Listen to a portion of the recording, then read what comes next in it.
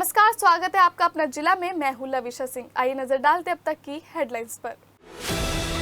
मेरठ विकास प्राधिकरण के अफसरों की लापरवाही से गई कर्मचारी की जान। बारिश में भी चलवाया अवैध कॉलोनी के खिलाफ अभियान।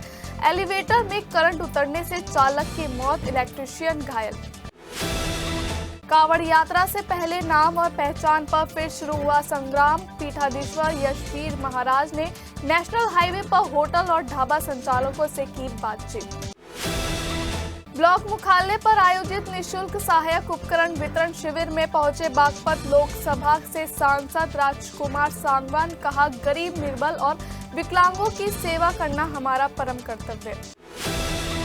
1 नवंबर से सरकार द्वारा BS3, BS4 डीजल गाड़ियों के बैन करने के खिलाफ दिल्ली में कई ट्रांसपोर्ट एसोसिएशन की बैठक। Meerut transport association Meerut zone के अध्यक्ष पिंकी चिन्योटी ने कहा कि सरकार को फैसला लेना पड़ेगा वापस।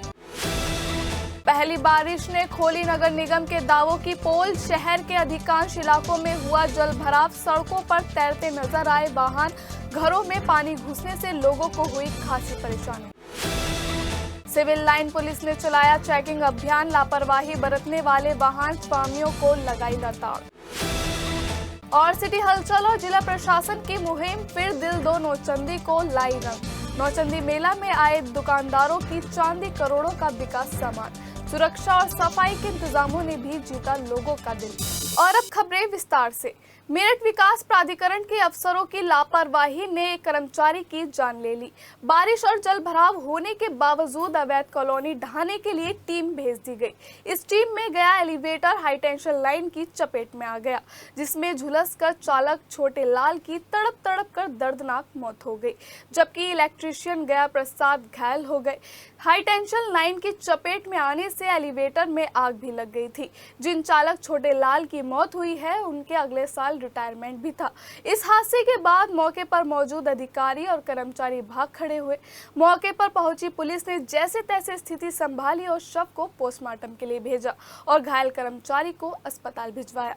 बता दें कि समर गार्डन में राशिद मलिक की अवैध कॉलोनी ढहाने मेरठ विकास प्राधिकरण के जोनल प्रभारी अर्पित यादव टीम को लेकर मौके पर गए थे और इसी दौरान ये हादसा हो गया। बताया जा रहा है कि कुछ कर्मचारियों ने बारिश की वजह से मना किया था, लेकिन अधिकारियों ने इस बात को नकाब अंदाज कर दिया। इस घटना को लेकर परिजनों और कर्मचारियों में गुस्सा है कि आखिर इतनी जल्दबाजी क्या थी कि बारिश और जल भराव में भी अभियान चलाया गया और कर्मचारी को मौत के मुंह में धकेल दिया गया। आखिर बारिश को किसके दबाव के नजरअंदाज किया गया और अवैध कॉलोनी को ढहाने के लिए इतनी जल्दबाजी दिखाई गई। इस लापरवाही और कर्मचारी की मौत के लिए कौन जिम्मेदार है और लापरवाही पर क्या सख्त एक्शन होगा, सबकी नजरें टिकी हैं।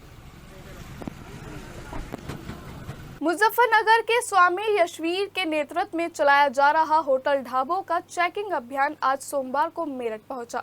यहां इस टीम ने नेशनल हाईवे 58 पर होटल और ढाबों में जाकर कारीगरों से बातचीत की और इन जगह जगह पर खाना किस प्रकार से बनाया जाता है, इसको भी गंभीरता पूर्वक देखा। इस दौरान हिंदू संगठन के सदस्यों ने होटल और ढाबा संचालकों को अपने संस्थानों पर लगाने के लिए भगवान वाराह की एक तस्वीर भी भेंट की। इस दौरान स्वामी यशवीर महाराज ने मीडिया को बताया कि कांवड़ यात्रा के दौरान कांवड़ियों के साथ धोखाधड़ी ना हो, इसलिए ये अभियान चलाया जा रहा है ताकि हिंदुओं की भावनाओं को किसी भी प्रकार की ठेस ना पहुंच सके। यशवीर जी महाराज बगरा वाले मुजफ्फरनगर से जो है वो यहाँ मेरठ आए हुए हैं और उनके साथ हम लोग हैं और हम उनका समर्थन कर रहे हैं। हमारा संगठन भी समर्थन कर रहा है, कार्यकर्ता भी समर्थन कर रहे हैं। समर्थन इस चीज का है कि एक तो भगवान का जो चित्र है वो हम यहाँ होटल पे, हिंदू होटल जो उन्हें दे रहे हैं। एक भगवा रंग का जो पताका वो है ध्वज, वो हम उन लोगों को दे रहे हैं। और हमारी यही मांग है कि जो नाम बदल के जिस तरीके से होटल खोले जाते हैं, हरिद्वार से इतनी बड़ी 4-5 करोड़ की कांवड़ यात्रा लोगों की हमारी निकलती है, उत्तराखंड से, उत्तर प्रदेश सरकार से और भी जो है राज्य बदल बदल के जाती है, कई राज्यों से गुजरती है। हमारी बस यही मांग है प्रदेश के मुख्यमंत्री जी, ये 10-12 दिन के लिए सेवा भाव दिखाओ। ब्लॉक मुख्यालय पर आयोजित निशुल्क सहायक उपकरण वितरण शिविर में पहुंचे बागपत लोकसभा से सांसद राजकुमार सांगवान ने कहा कि गरीब, निर्बल और विकलांगों की सेवा करना हमारा परम कर्तव्य है। समाज का प्रत्येक व्यक्ति इन असहाय लोगों की सेवा में अपना अधिकतम योगदान देने का प्रयास करे। सोमवार को ब्लॉक मुख्यालय पर आयोजित सामाजिक अधिकारिता शिविर एवं राष्ट्रीय वयोश्री योजना के अंतर्गत वरिष्ठ नागरिकों एवं दिव्यांगजनों के लिए एक निःशुल्क शिविर आयोजित किया गया। इस शिविर में अलीको भारत सरकार के उपक्रम द्वारा पूर्व चिन्हित 265 लाभार्थियों को करीब 30 लाख रुपए कीमत के उपकरण वितरण किए गए। इस मौके पर पहुंचे बागपत लोकसभा से सांसद राजकुमार सांगवान, सिवालखास विधानसभा से विधायक गुलाम मोहम्मद, ब्लॉक प्रमुख गौरव चौधरी ने कहा कि गरीब, मजलूमों और विकलांगों की सेवा का कोई मौका प्रत्येक व्यक्ति को नहीं छोड़ना चाहिए, क्योंकि इनकी सेवा में जो मानसिक शांति मिलती है इसकी कोई सीमा नहीं। माननीय मोदी जी के द्वारा सबके बीच एक ही विचारधारा है कि जो भी आखिरी पंक्ति का व्यक्ति है उसे लाभार्थी को वो लाभ मिले, चाहे वो किसी भी तरीके से लाभार्थी है। आज का जो कार्यक्रम था वो दिव्यांगों के लिए था। आज हमारे ब्लॉक में इलेक्ट्रिक साइकिलें, स्वचालित साइकिलें, जिसे कम सुनाई दे रहा है वो मशीनें वितरित की गई हैं। इसका संचालन जो ये बांटने का काम किया है एलिनको एक कंपनी है उसके सौजन्य से किया गया। लेकिन फिर भी मैं आज यहाँ मौजूद जो प्रधान थे सभी से आग्रह ये दोबारा से किया है कि एक कैंप हम दोबारा से लगाएंगे। देश के यशस्वी प्रधानमंत्री आदरणीय नरेंद्र मोदी जी ने दिव्यांगजनों और वृद्धजनों को आत्मनिर्भर बनाने के लिए योजनाएं जो चलाई है उसके तहत आज उनको उपकरण बांटे जाने थे। और भारत सरकार की योजना के तहत आज हमारे एडू और वयोश्री जो योजना है उससे चीज यहाँ पे लगा है। और एलिनको की टीम ने तमाम दिव्यांगजनों को जिनके पंजीकरण पहले हुए दिसंबर में जो कैंप लगा था उसमें पंजीकरण कराए गए थे उनको, और जो हमारे वृद्धजन है जिनको सहारे की जरूरत है, जो हमारे दिव्यांगजन है जिनको आत्मनिर्भर बनाने के लिए भारत सरकार के तहत ये कार्यक्रम चलाया जा रहा है। इसमें आज ये उपकरण बांटे जा रहे हैं। उसमें आज हम सब यहाँ इकट्ठा, और हमारे जो सिवालखास विधानसभा का रोहटा ब्लॉक, सरूरपुर ब्लॉक और हमारा जाननी ब्लॉक, तमाम इसके जो पंजीकृत हमारे लाभार्थी हैं उनको आज उपकरण बांटे गए हैं। मैं सभी को धन्यवाद भी देना चाहता हूँ, सबको शुभकामनाएं जिनको ये आज इस योजना का लाभ मिला है। जो रह गए उसके लिए हम दोबारा फिर एक कैंप लगवाएंगे। और हमारी कोशिश है कि जो भारत सरकार की योजना है वो आदम नरेंद्र मोदी का सपना है कि कोई भी दिव्यांग भाई, कोई भी वयोश्री, हमारा कोई भी वरिष्ठ जन जो किसी परेशानी से जूझ रहा है उसको आत्मनिर्भर बनाने के लिए भारत सरकार को योजना चला रही है, मदद देने का काम कर रही है। आने वाले समय में हम उन सबको उस योजना का लाभ दे सकें, उसके लिए दोबारा हमें कैंप का आयोजन करेंगे। ऑल इंडिया मोटर्स ट्रांसपोर्ट द्वारा एनसीआर और पश्चिमी उत्तर प्रदेश के ट्रांसपोर्ट प्रतिनिधियों के साथ पंजाबी बाग क्लब नई दिल्ली में बैठक की गई, जिसमें दिल्ली एनसीआर की कई ट्रांसपोर्ट एसोसिएशन ने भाग लिया। बैठक में Uttar Pradesh Motors transport association के मेरठ जोन के अध्यक्ष अमरजीत पिंकी चिन्योटी ने भी भाग लिया और अपने संबोधन में सरकार को चेतावनी दी कि हिंदुस्तान के सबसे बड़े उद्योग जगत की रीढ़ को डिस्टर्ब करने की कोशिश सरकार न करे। सरकार ने 1 नवंबर 2025 से BS3 और BS4 डीजल गाड़ियों को बैन करने को जो फैसला लिया है उस पर पूर्ण विचार किया जाए। उनके साथ मेरठ ट्रक ऑपरेटर एसोसिएशन से पंकज अनेजा और राजकुमार सचदेवा भी शामिल हुए। तो टकराना सीखो, सरकार को ये बताओ कि हम जिंदा हैं, उसे जिंदा दिखाना सीखो। आपके शरीर में खून दौड़ता है, पानी नहीं, ये सरकार को बताना और समझाना सीखो। इसके लिए जरूरी है आपकी एकता। कौन कहता है सरकार झुकती नहीं, झुकाने वाला चाहिए। किसान सरकार को झुका गए, खड़े हो जाओ, सरकार तो खुद ही झुक जाएगी। सरकार अपनी कबर आप खोद रही है। हम पैदा होने से मरने तक का सामान ढोते हैं। सरकार का डीजल, पेट्रोल, दूध, पानी सब हम ढोते हैं। सरकार ये भूल रही है कि कोरोना काल में हमने ही सप्लाई चलाई थी, नहीं तो देश का क्या हाल होता। दवाइयाँ हमने पहुंचाई, हर तरह का काम हम करते हैं। इस देश को जो हम चला रहे हैं ये हमारे राष्ट्र जो चल रहा है ट्रांसपोर्ट के कंधे पे चल रहा है। अब सरकार बात करती है 10 साल पुराने ट्रक की, BS4 की। सरकार ये भूल जाती है कि 10 साल में ट्रक अपनी कीमत नहीं निकाल पाता। एक ट्रक का 10 साल का खर्चा 1 करोड़ 20 लाख रुपए है। 1 करोड़ 20 लाख का मतलब ये होगा कि ट्रक को 1 लाख रुपए महीना कमाना है। ट्रक लोकल चल रहा है, रैक पर चल रहा है, शुगर मिल में चल रहा है, वो कहाँ से 1 लाख रुपए महीना कमा लेगा। सरकार की शुगर फैक्ट्रियाँ, सरकार के रेलवे के रैक सारे खड़े हो जाएंगे, सरकार को अपने आप होश आ जाएगा। एक तरफ सरकार कहती है कि ट्रांसपोर्ट का खर्चा 14% पे लाओ, कम 14% से कम करो। कैसे कम हो जाएगा जब आप नए नए ट्रक लाने को कहेंगे? बताएं यूरोप के और हिंदुस्तान के या दुनिया के किसी देश में 10 साल यूरो 4 बंद है, उस देश का नाम बताएं। सरकार कहती है कि ट्रक धुआं फैलाता है, सरकार गलत कहती है।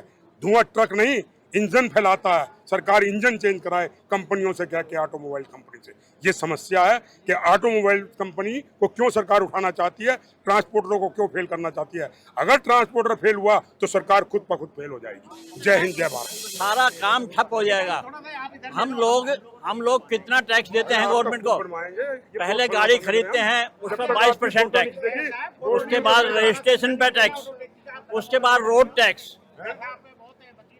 टैक्स, फिर इंश्योरेंस कराते हैं उस पे टैक्स, टैक्स पे टैक्स, टोल टैक्स, फिर उसके बाद इनकम टैक्स।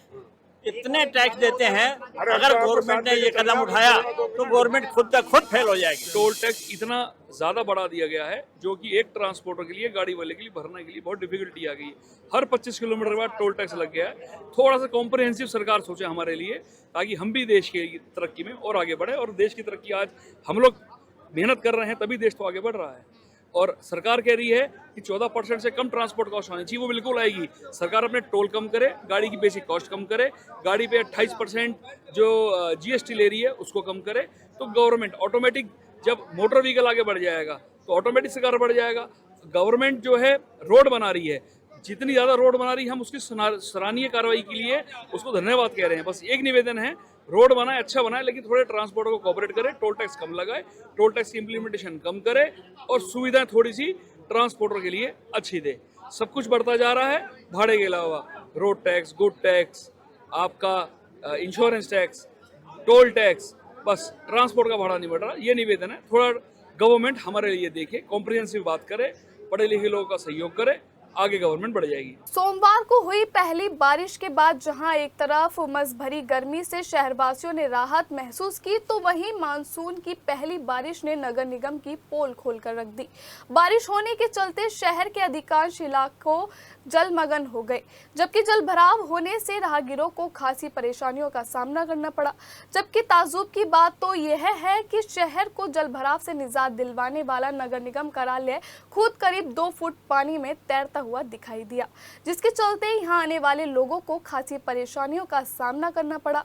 वहीं बारिश होने से तापमान में तो जरूर गिरावट देखी गई, लेकिन सदर बाजार, रजबन, लालकुर्ती, श्यामनगर, पिलोखड़ी रोड, भूमिया का पुल, बच्चा पार्क, छिपी टैंक, मोहनपुरी, खैर नगर, बुढ़ाना गेट, जिमखाना, कचहरी रोड, जलीकोटी, केसरगंज, पूर्वा, Mahavir, railway road, Ishwarpuri, Bhagat Singh market, Tarapuri, Islamabad, Madhavpuram, Pallavpuram, Thapar नगर, पटेल नगर, वेदव्यासपुरी, लिसाड़ी गेट आदि इलाकों में जल भराव होने से लोगों को खासी परेशानियों का सामना करना पड़ा और लोग नगर निगम को कोसते नजर आए। वहीं पहाड़ों और मैदानी क्षेत्रों में लगातार हो रही भारी बरसात के बाद गंगा नदी का जलस्तर बढ़ गया है, जिससे खादर क्षेत्र में रहने वाले ग्रामीणों के माथे पर चिंता की लकीरें साफ दिखाई देने लगी हैं। बिजनौर जिले के चौधरी चरण सिंह गंगा बैराज से रविवार शाम के समय 1,40,000 क्यूसेक जलस्तर डिस्चार्ज किया गया, जो खादर क्षेत्र में पहुंचते ही कहर बनकर टूट पड़ा। गंगा नदी के बढ़े हुए जलस्तर से भिकुंड गंगा पुल के पिलर तक जलस्तर पहुंच गया है और गंगा खतरे के निशान के करीब बह रही है। साथ ही साथ गंगा नदी ने आसपास के गांव मनोहरपुर, बादवा, हादीपुर, गावड़ी, कन्हेड़ा, चेतावला, भिकुंड, गावड़ी, बदवी आदि गांव में खेतों के अंदर खड़ी फसलों तक को बर्बाद कर दिया है। मानसून के चलते लगातार हो रही बरसात से अभी आने वाले दिनों में गंगा का जलस्तर और बढ़ने का अनुमान जताया जा रहा है, जिससे खादर क्षेत्र में बाढ़ की विभीषिका का खतरा भी बना हुआ है। उधर सोमवार सुबह से शुरू हुई बारिश के कारण मोदीपुरम और कंकाखेड़ा क्षेत्र में काफी कॉलोनियों और सड़कों पर जलभराव हो गया। मोदीपुरम हाईवे स्थित अंचल टाउन कॉलोनी के मेन गेट से अंदर तक दोनों गेट की सड़कों पर करीब 3 फुट बारिश का पानी भर गया, जिसके चलते यहां रहने वाले लोगों को खासी परेशानियों का सामना करना पड़ा। इस दौरान कई वाहन पानी पर तैरते हुए नजर आए। वहीं मोदीपुरम फेज 2 थाने के पास से जाने वाली सड़क पर और लोगों के घरों तक में कई फुट पानी भरा हुआ देखने को मिला। वहीं बारिश के पानी की परेशानियां झेल रहे लोगों का सिर्फ यही कहना था कि अभी तो पहली ही बारिश हुई है, तब इतने हालात खराब हैं और अगर नगर निगम ने इस तरफ ध्यान नहीं दिया तो हालात बद से बदतर हो जाएंगे।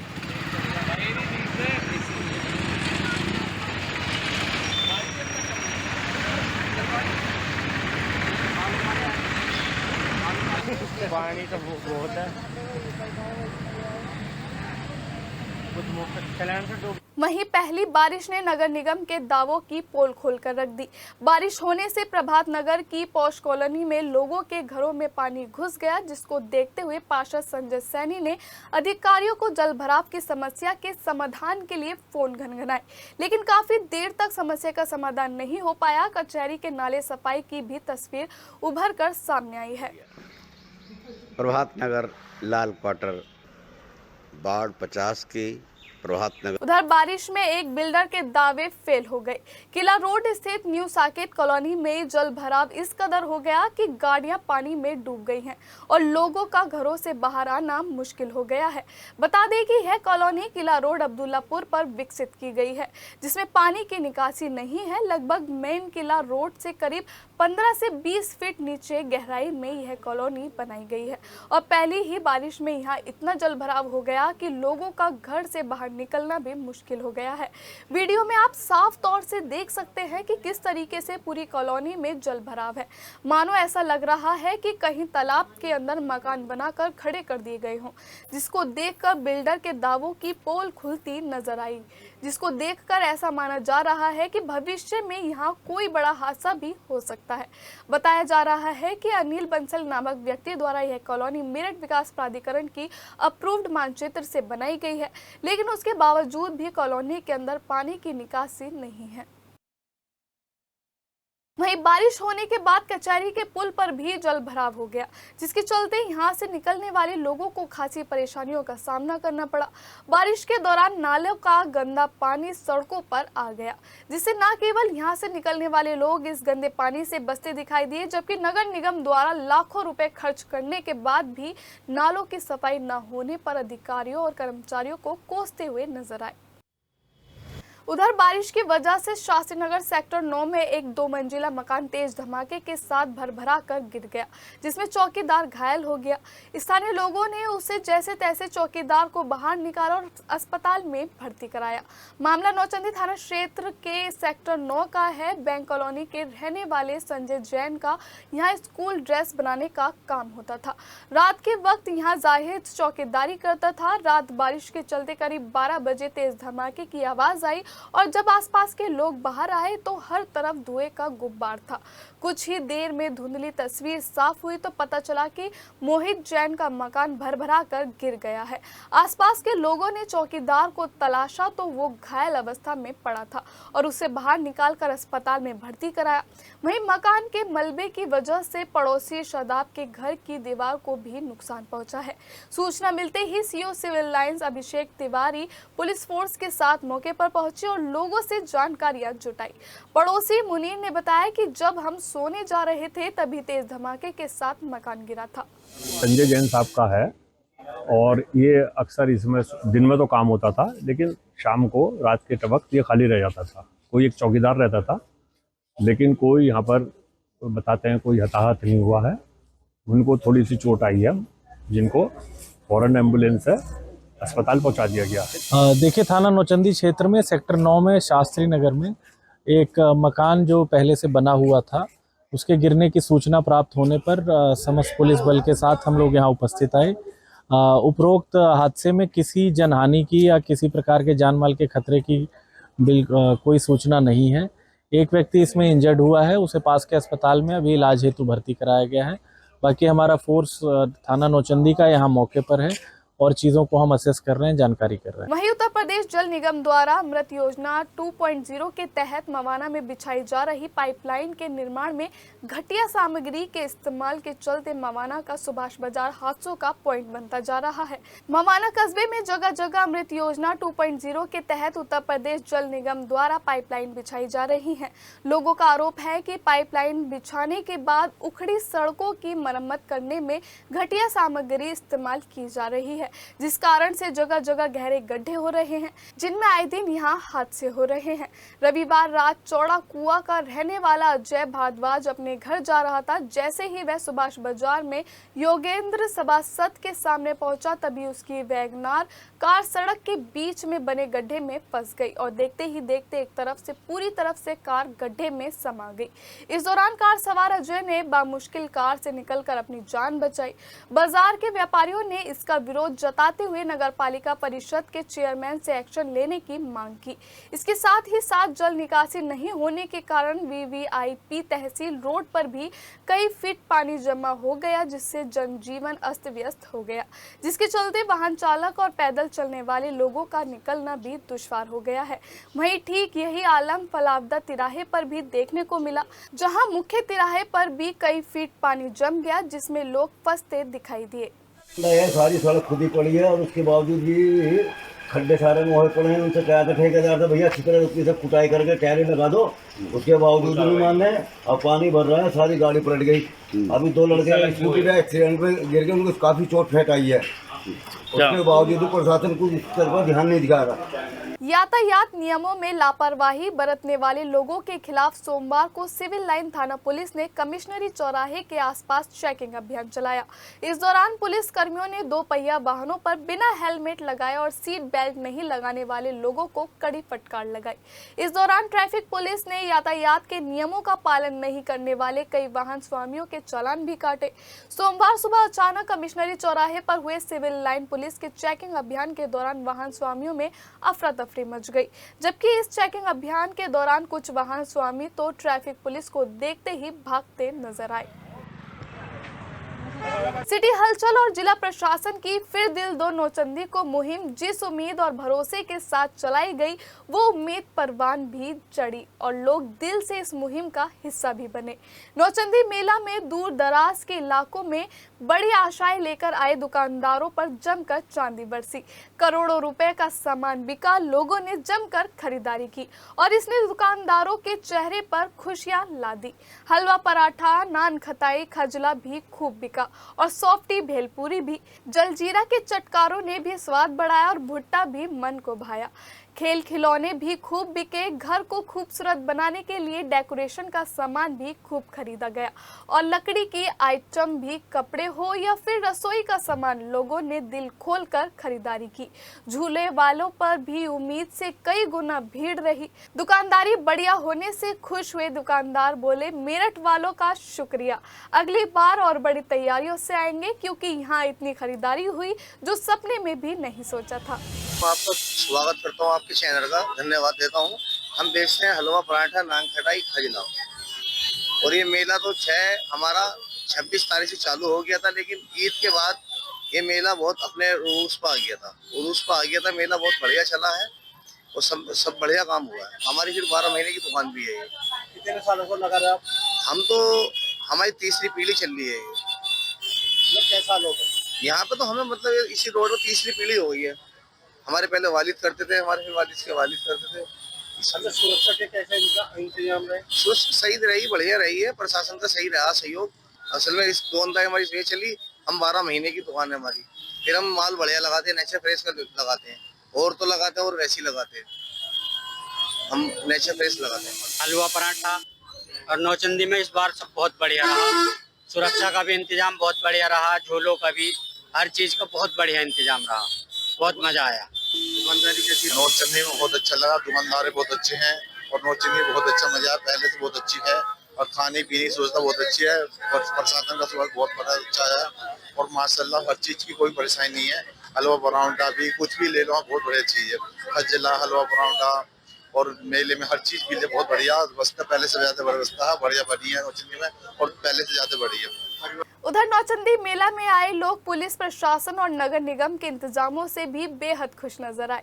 महिलाओं को योगी की पुलिस की सुरक्षा कड़ी और मजबूत दिखी। सुरक्षा के चक्रव्यूह में महिलाओं ने आराम से मेला भी घूमा और खरीदारी भी की। नौचंदी मेला में सफाई भी चकाचक नजर आई। नगर आयुक्त सौरभ गंगवार के निर्देश पर सफाई कर्मचारियों की फौज मेला में सफाई का जिम्मा संभालती दिखी। महिलाओं के साथ बच्चे, बुजुर्ग, युवा सभी में नौचंदी मेला देर रात तक घूमा और पूरा आनंद लिया। लोगों का कहना है कि हर जगह पुलिस थी हमारी सुरक्षा में, इसलिए पुलिस प्रशासन का दिल से धन्यवाद और नगर निगम का भी। साफ सफाई की अच्छी है व्यवस्था, पहले नहीं थी। सुरक्षा की अब बहुत अच्छा इंतजाम कर रखा है। रोज आते हैं और इससे ज्यादा अच्छा क्या बता सकते हैं। सुरक्षा काफी अच्छी है और एंजॉय काफी अच्छा है।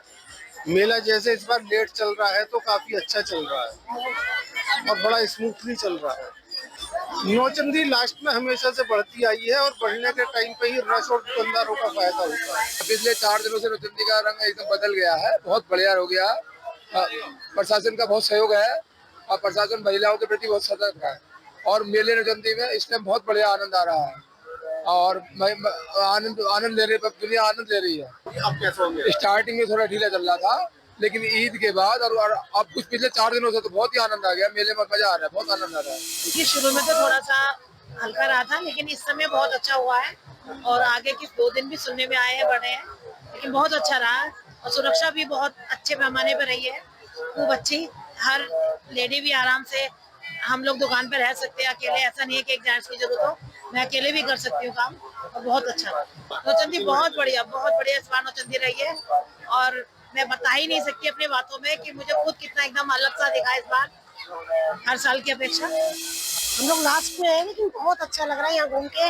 इतनी सुरक्षा की व्यवस्था है, हर जगह बीच में पुलिस वाले घूम रहे हैं, बिल्कुल भी डर नहीं लग रहा है। हमने बहुत झूले वगैरह झूले मंदिर होके है, बहुत अच्छा लगा। हम तो हर साल आते हैं। नहीं, आज हम बहुत टाइम बाद यहाँ घूमने आए हैं। पहले यहाँ की व्यवस्था सही नहीं थी, है ना। अब यहाँ पे हमें बड़ा रिलीफ लग रहा है और सब चीज व्यवस्था भी सब अच्छी लगी हुई है और काफी मतलब हर चीज बढ़िया है अपनी जगह पे।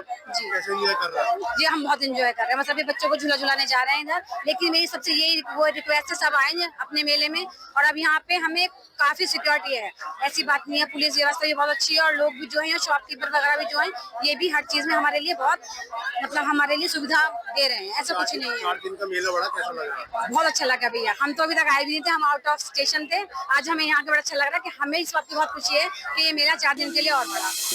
अब बचपन से 15 साल हो गए लगभग। राइड्स काफी सारे नए हैं, बहुत सारे शॉप्स नहीं खुली है, लेकिन वही पुराना टेस्ट मजा वही है जैसे बचपन में आता था, अब भी वैसे ही लगता है। सुरक्षा का अच्छे इंतजाम है, पूरी सिक्योरिटी वगैरह आ रखी है, पुलिस हर जगह है कोने कोने में। भैया नौचंदी में जो व्यवस्था है ना अब की बार हमें वो बहुत अच्छी लगी। हमारा तीसरा चक्कर है, हम पिछली बार भी आए थे, हमारे बच्चों को बिल्कुल अच्छी नहीं लगी थी तो हम वापसी चले गए थे। इस बार मैं और मेरी फैमिली हमारा तीसरा चक्कर है। हमें नौचंदी की जो व्यवस्था है ना वो बहुत अच्छी लगी। हमने पुलिस वाले से पूछा कि हम थोड़ा सा रास्ता कंफ्यूज हो गए तो उन्होंने बताया आप ना मैडम इधर से इधर को निकल जाइए।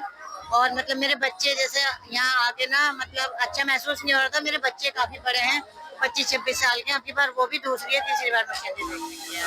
भीड़ तो काफी रही पर 10-11 दिन के बाजार शुरू के बहुत से लोग गए और उसके बाद में ईद के बाद में सही रहा। प्रशासन का ज्यादा सहयोग से खुश हैं हम। दुकानदारी तो जैसी हो वैसी सही है और प्रशासन का बहुत सख्त डंडा है और होना भी ऐसी चाहिए। ग्राम प्रधान पर फर्जी मुकदमा दर्ज करवाकर फंसाने का आरोप लगाते हुए रोटा थाना क्षेत्र की रहने वाली कविता सोमवार को पुलिस ऑफिस पहुंची। इस दौरान उन्होंने एक शिकायत पत्र सौंपते हुए बताया कि सरकारी योजना के तहत उसके पति के खेत पर जाने वाली आरसीसी सड़क को बनाया गया था।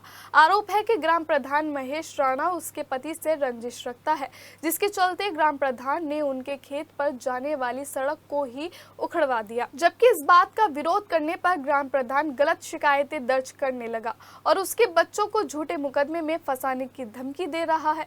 वहीं पीड़िता की बात सुनने के बाद जन सुनवाई कर रहे अधिकारियों ने मामले की जांच कर उचित कार्यवाही करने का आश्वासन दिया है। हमारे प्रति, हमारे बच्चों के प्रति, मेरे बच्चे नेशनल खेलने उनका खिलाफ मुकदमा लिखना चाह रहा फर्जी, पर ग्राम प्रधान का हमारा जेसीबी से उन्हें हमारी सीसी रोड तोड़वा दी थी, जिला पंचायत से बनी हुई है और उसे तुड़वाने के बाद कोतवाल साहब ने उसके खिलाफ FIR करी है, FIR हो चुकी है, उसके मुकदमा कायम है उसके खिलाफ।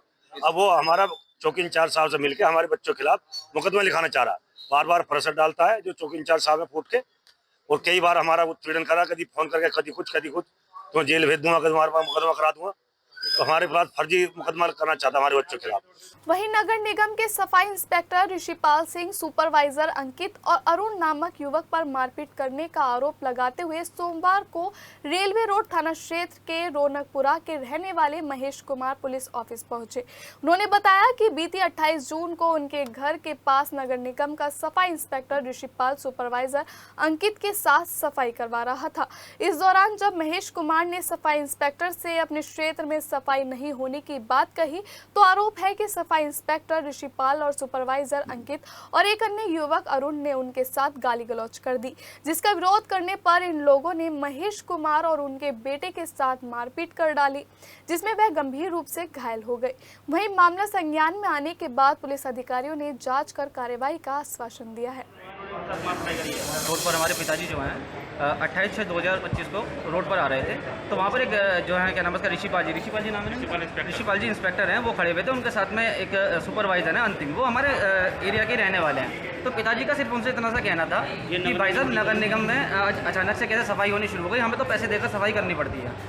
तो इतनी सी बात को लेकर उन्होंने ये कहा कि तू ये जो हमारे खिलाफ में कंप्लेंट देता है, ये करता है, वो करता है। हम कोई कंप्लेंट नहीं देते, मोहल्ले की स्थिति बहुत ज़्यादा ख़राब है, आप वहाँ पर जाकर देखिए, नाले बिल्कुल डूबे पड़े हैं, कोई बच्चा गिर जाए, कुछ हो जाए, छोटे छोटे बच्चे वहाँ से निकल के जा रहे होते हैं। तो हमने इसी चक्कर में केवल एप्लीकेशन दी है, क्योंकि मोहल्ले में पढ़े लिखे लोग हैं, हमारे पास में आ जाते हैं लोग एप्लीकेशन लिखवाने, और जितनी भी हमारे पास एप्लीकेशन है वो हमने समस्त मोहल्लावासी के नाम से दी हुई है। मैंने इंडिविजुअली कोई भी एप्लीकेशन किसी को नहीं दी है कि मेरी कोई इंटेंशन है कि मेरी उनसे कोई खुंदक है जो मैं उनसे खुंदक निकाल रहा हूँ। क्या घटना हुई है? घटना ये हुई है कि रोड पर जब ये जा रहे थे तो मेरे भैया ने ये पूछा कि आप हमारे खिलाफ FIR किस चीज़ की कराएंगे। पूरे देश में स्वच्छ भारत अभियान की कैंपेनिंग चल रही है, मोदी जी हैं हमारे, आदित्य है क्या नमस्कार योगी आदित्यनाथ जी हैं, सब लोग कह रहे हैं कि अपने आसपास सफाइयाँ रखें। हम केवल सफाई के लिए कहने के लिए गए, तो उसके बाद में इंस्पेक्टर से मैंने कहा भाई कोई बात नहीं, हमें कोई एप्लीकेशन नहीं देनी, हमें कुछ नहीं कर रहा, मैं अपने परिवार को केवल लेने के लिए आया था। उसी भीड़ में से लोग निकले, उन्होंने मेरा गिरबान पकड़ा कि तू वकील है। गिरबान पकड़ने के बाद मेरे मुंह पर अनगिनत रैपट मारे हैं, जिसका देखिए मेरा पूरा मुंह फटा पड़ा है। मवाना थाना क्षेत्र के ग्राम मवाना खुर्द के रहने वाले 32 वर्षीय युवक गुलजार ने बंद कमरे में खुद को गोली मार दी। गोली लगने से गुलजार गंभीर रूप से घायल हो गया। वहीं घटना की जानकारी मिलते ही थाना पुलिस मौके पर पहुंची और घायल गुलजार को एक निजी अस्पताल में भर्ती कराया, जहां उसका उपचार किया जा रहा है। बताया जा रहा है कि मवाना खुर्द के रहने वाले गुलजार का खतौली की एक महिला से प्रेम प्रसंग चल रहा है। रविवार शाम के समय गुलजार की वीडियो कॉल पर अपनी प्रेमिका से बात चल रही थी। बातचीत के दौरान दोनों की कुछ बात बिगड़ गई, जिसके बाद गुलजार ने खुद को कमरे में बंद कर पेट में तमंचे से गोली मार ली। पड़ोसियों ने जब गोली चलने की आवाज सुनी तो भागकर दरवाजा तोड़ा और पुलिस को मामले की जानकारी दी, जिसके बाद थाना पुलिस मौके पर पहुंची और गुलजार को मेरठ के एप्सनोवा अस्पताल में भर्ती कराया गया। बताया जा रहा है कि गुलजार शादीशुदा है और उसके 2 बच्चे भी हैं। घटना के बाद से ही परिजनों का रो रो कर बुरा हाल है। हापुड़ चौराहा स्थित उत्तर प्रदेश उद्योग व्यापार मंडल के व्यापारियों ने महान दानवीर भामाशाह के जन्म दिवस पर शरबत और फल वितरित किए।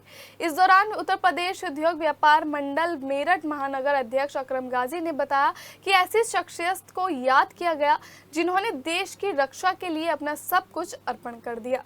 देश के ऐसे महान दानवीर को उत्तर प्रदेश उद्योग व्यापार मंडल मेरठ महानगर उन्हें नमन करता है। थाना भावनपुर के गांव कीनानगर के रहने वाले हुमेंद्र त्यागी की शादी 1 वर्ष पूर्व रामनगर की पुत्री पूजा त्यागी के साथ हुई थी।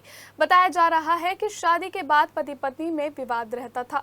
शनिवार की रात पूजा के मायके वालों ने दामाद हुमेंद्र को अपने घर बुलाया। आरोप है कि कहासुनी के बाद ससुराल पक्ष के लोगों ने ससुर विकास त्यागी, साला मोनू, सोनू, पत्नी पूजा त्यागी ने लाठी डंडों से हमला बोल दिया।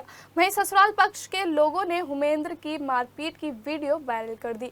मारपीट की वीडियो वायरल होने पर पुलिस ने पीड़ित की तहरीर पर ससुराल पक्ष, पत्नी पूजा, ससुर विकास त्यागी, साले मोनू का शांति भंग की धाराओं में चालान कर दिया है। अपना जिला में फिलहाल इतना ही। हमें दीजिए इजाजत। नमस्कार।